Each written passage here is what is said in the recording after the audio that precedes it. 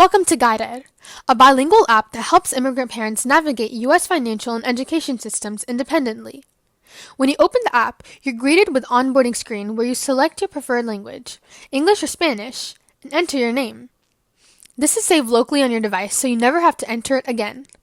After tapping Get Started, the home screen welcomes you by name and presents two learning modules, Financial Literacy and Education System. You can also see your progress in each module right from the home screen.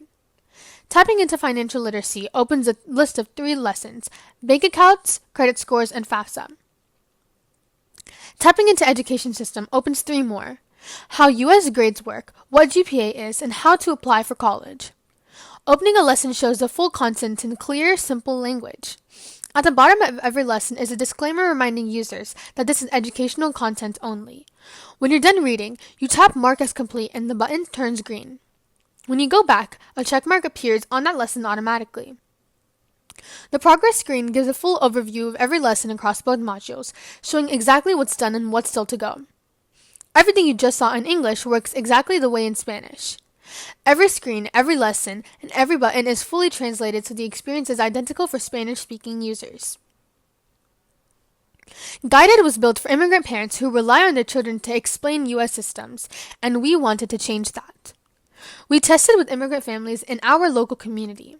2 key things came out of that. They told us to limit the number of buttons and options on each screen to make navigation easier, and they gave us specific guidance on font sizes for readability. Both of those directly changed our final design. We built Guided ourselves in Java using Android Studio.